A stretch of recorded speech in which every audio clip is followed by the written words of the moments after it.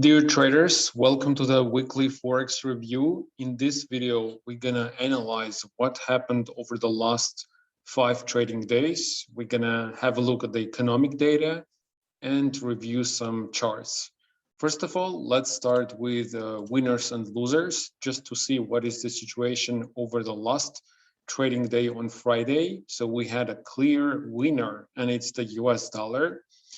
Who gained 0.54%. The Swiss franc was a loser, losing 0.41%.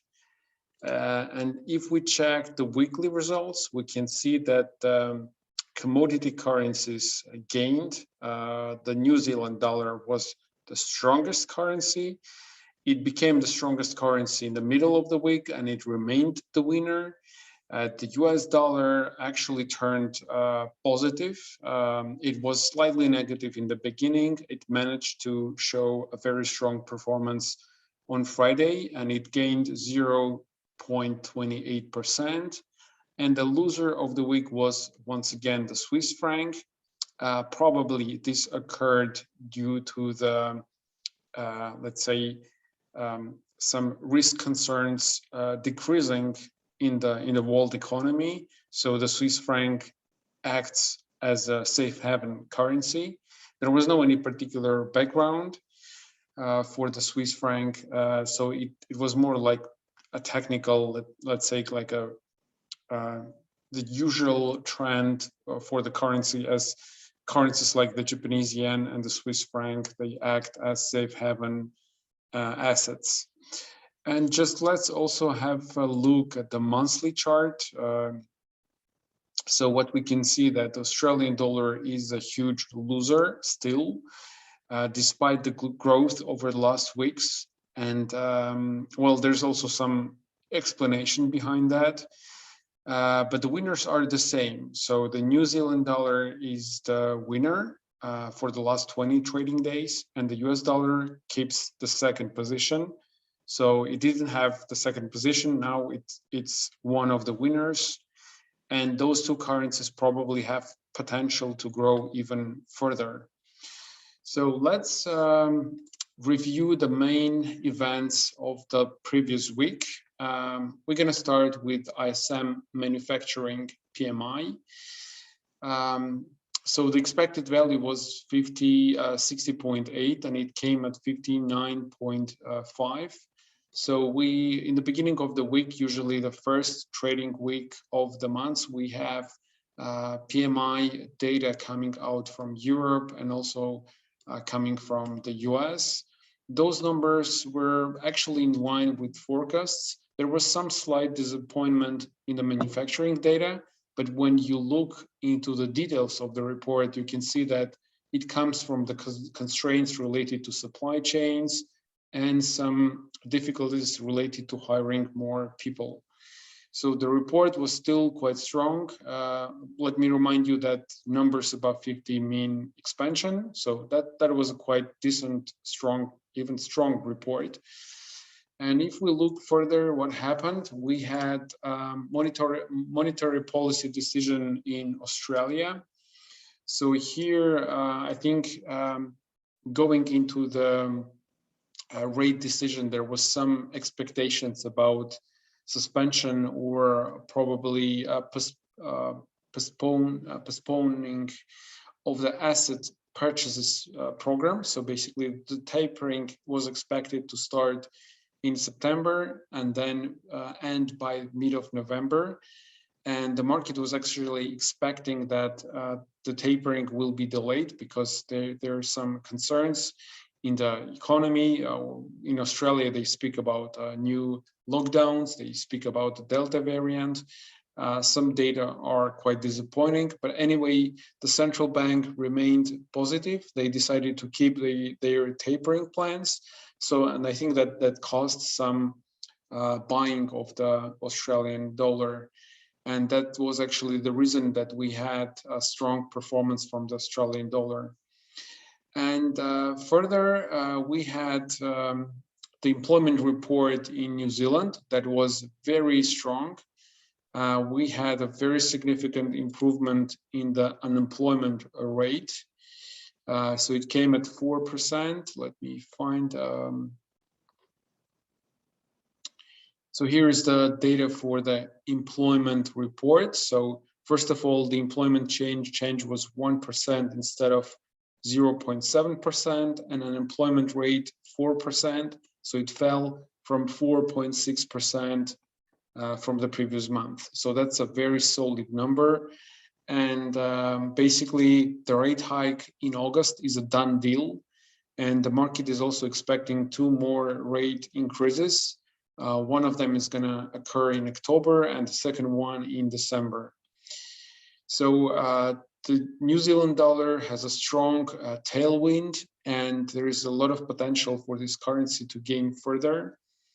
And you can consider opening long positions on the New Zealand dollar against, it could be some other currencies that perform weakly. It can be also the Japanese yen, for example, is one of the options. And also trading some crosses. I wouldn't recommend at the current moment to go long New Zealand dollar versus the American dollar, because the US dollar is showing some strong performance. So you should probably consider some other currency pairs, like trading it versus the Japanese yen probably is one of the best trades. So let's look further. We also had services PMI released on Wednesday. Once again, it's released across Europe and the US and Canada. So basically what we had some disappointing numbers in Europe, and we had very strong numbers in the US. It came at 64.1 instead of 60.5. And also just before we had ADP non-farm employment report. This is a sort of indication. It's kind of a preliminary report. It gives some insights into the upcoming non-farm payroll report that comes out every first Friday of the month.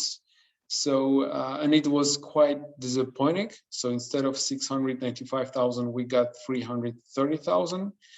So I think that was one of the reasons that the expectations for the strong job report were, I would say, slightly limited, and even confirming the expected values could be a very strong signal for the dollar.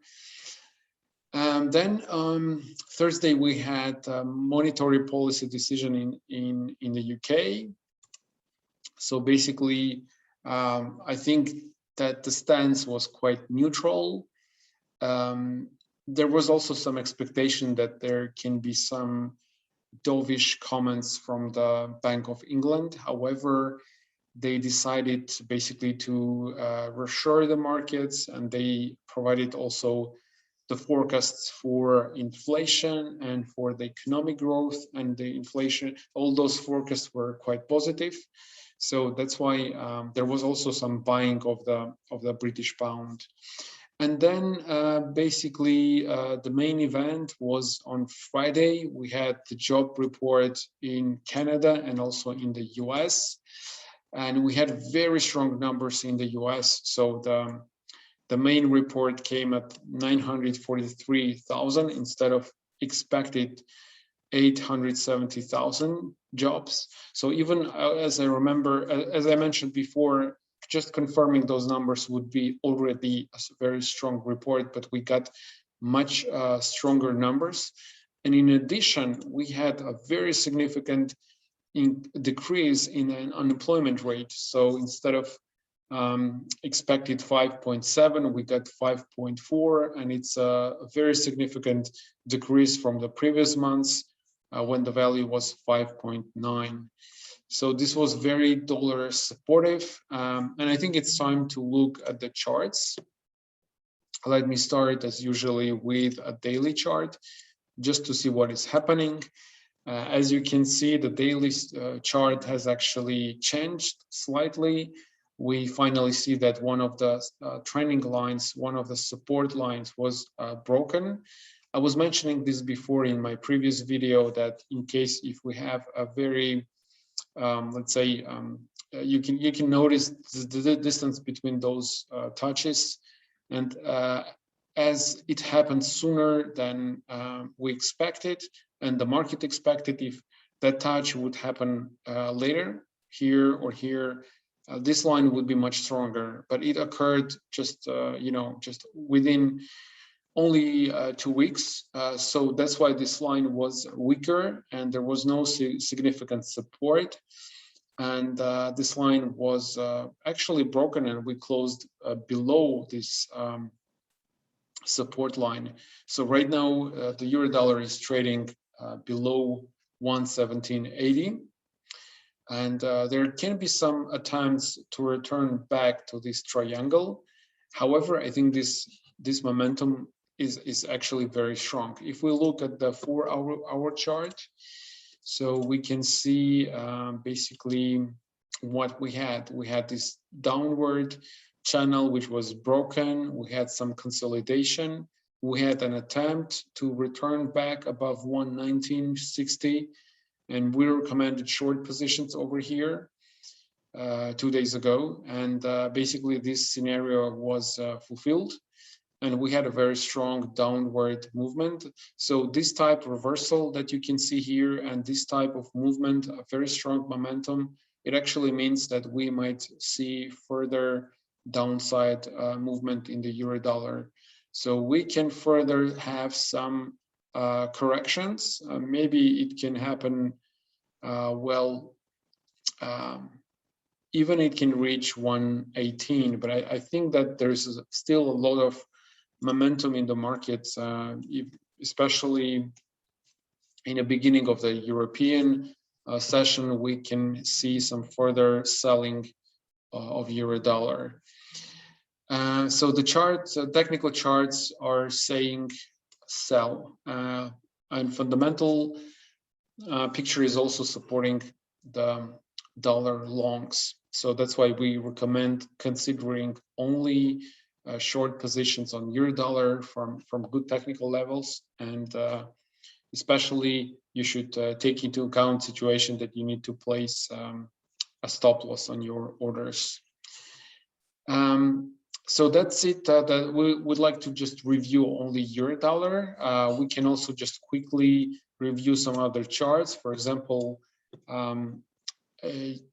another potential trade could be on the New Zealand dollar, which is very, very favorable at the present moment. However, we don't recommend positions against the US dollar, as it has a very strong sentiment.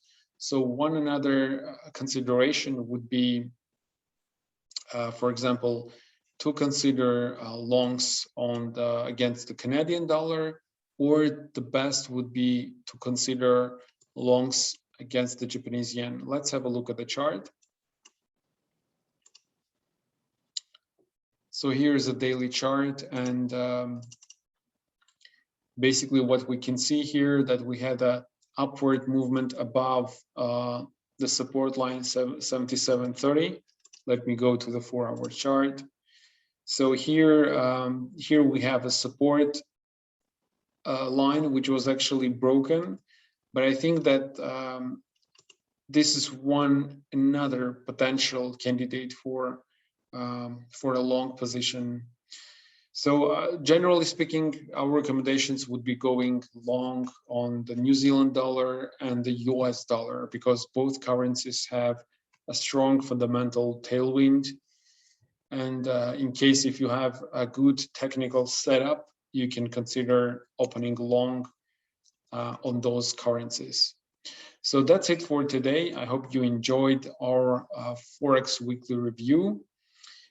Please post your comments and questions, and subscribe to the channel in order not to miss the following videos.